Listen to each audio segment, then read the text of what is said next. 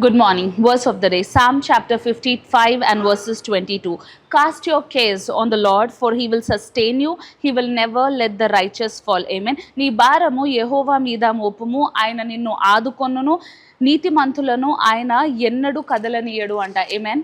ఈరోజు దేవుడు మీకు ఇస్తున్న వాగ్దానము ఏంటి అంటే, నీతిమంతులను ఆయన ఎన్నడూ కదలనీయడు అంట. ఆమేన్. మీకున్న బాధలు, మీకున్న ఇబ్బందులు, మీకున్న భారములు మీరు ఎప్పుడైతే ఆయన పైన మోపుతారో దేవుడు ఏమంటున్నాడు అంటే, హీ విల్ సస్టైన్ యూ అంట. నేను ఆదుకున్నవాడు ఆయనే అంట. Amen. So I want you to know that God is interested to sustain you. దేవుడు మిమ్మల్ని ఆదుకోవడానికి సిద్ధముగా ఉన్నాడంట.